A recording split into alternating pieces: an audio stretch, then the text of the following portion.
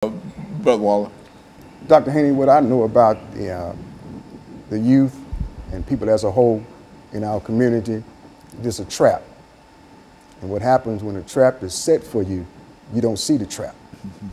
And once you're captured into the trap, such as I was, I didn't even know I was in a trap because the things that I was trapped in was attractive. So we have to be mindful of what we do in front of others. People were doing things that had my attention, and it caused me to desire to be into what they were doing.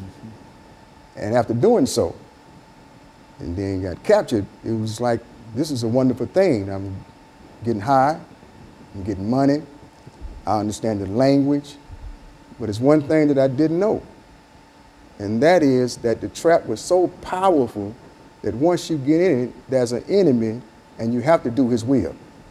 And I was that person that came to my senses, as the Word of God says, after you had come to your senses and escaped the snare, the trap of the devil, having been taken captive by him to do his will.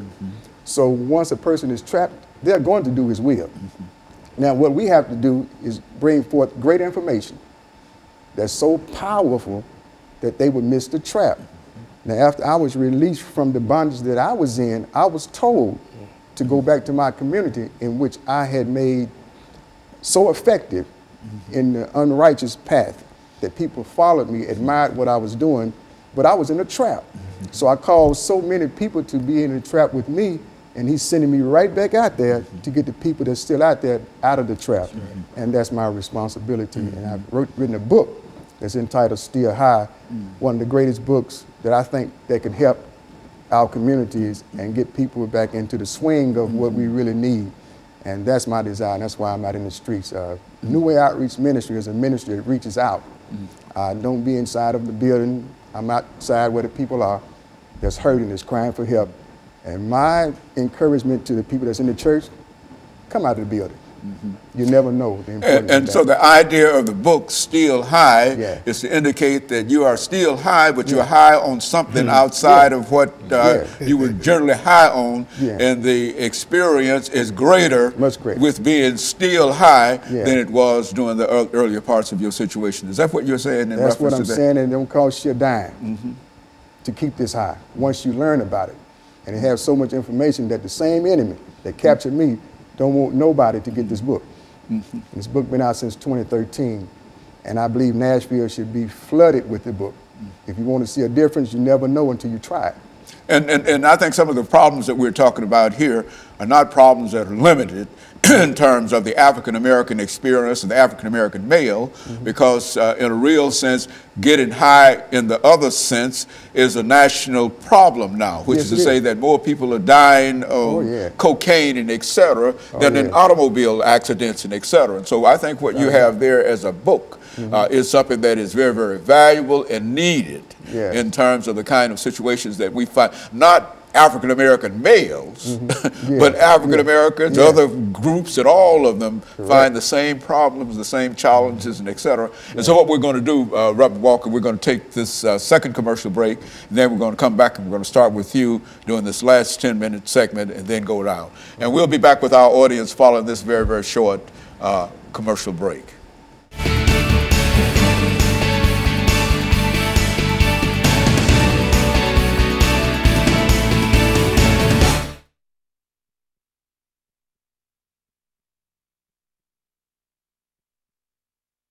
If they see things, they need a job, they need to have some money.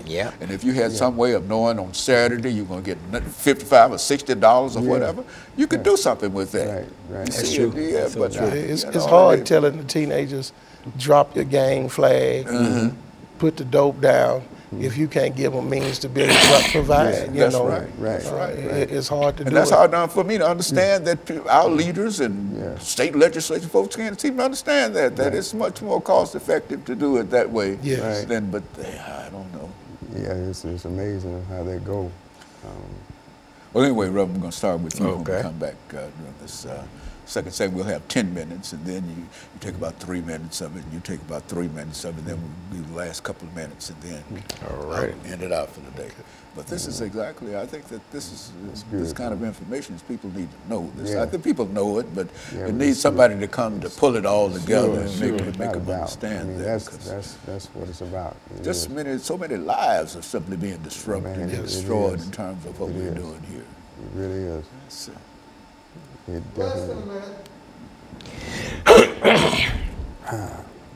And so, Pastor, we'll start with you. All so right. You know what we're doing. Just pick it up and deal with how it's take about 3 or 4 minutes. So, RWaller, it's going to be. Let the bishop close us out. All right. That what we'll put together. Okay. Yeah, it would be great. 30 seconds. Okay. Yeah, I like this show.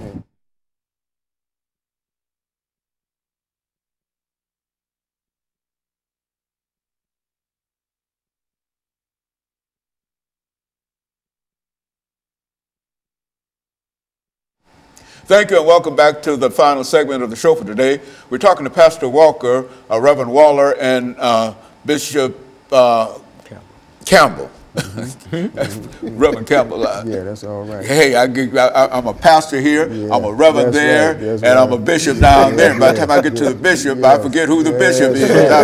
Next time, Bishop, I'll start with you. But let us start off, Pastor Walker, really by making some comments in reference to the topic that we're trying to deal with today. And I think all of us understand the tenor and the purpose of what we're trying to do here. And let's speak from that perspective. Okay.